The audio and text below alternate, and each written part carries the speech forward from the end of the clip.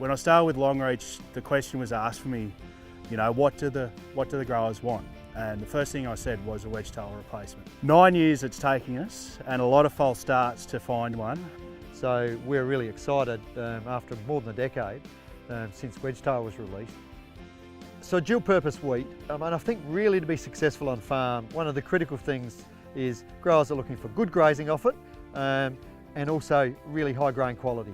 So that's why Wedgetail has worked on farm, and that's a package we've got in Kittyhawk as well. So what growers have expected out of Wedgetail in the past is what they'll get out of Kittyhawk in the same environment. We've lifted the test weight in this variety. So APH quality, prime hard in New South Wales and Queensland, and AH in South Australia and Victoria, so we've got the premium quality in all areas. So a 4 to 6 unit jump in test weight really gives you a much greater frequency that you'll hit those high classifications. Having something that fits that Wedgetail type of bill, but with improved test weight, like that's going to be, I think, one of the biggest keys of the 140. An improvement in test weight, which will just pick it up so that it just keeps us in the game, because quite often the Wedgetail after the first rain or get a little bit into harvest just drops in that test weight, and sometimes you can drop out of that top grade. So with the 140, if you can pick up sort of anywhere from 2 to 6 kilograms per hectolitre, it's just going to get us right back in the game.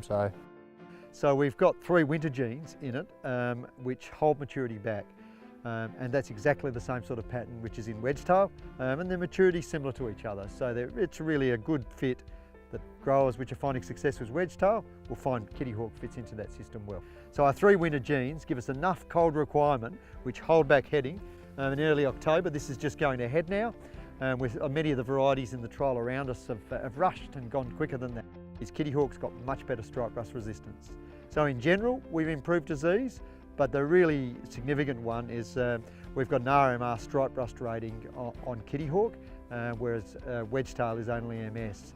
In a longer season wheat, which we're planting earlier and it stays in paddock for a long time, having good stripe rust resistance is an important part of that package. We've used Wedgetail for forever and always been looking for something to replace it, but nothing's quite had the go to do it, and the breeders knew that, and they've brought this one out saying we've got the weaknesses of Wedgetail sorted, test weight sorted, RMR rust sorted.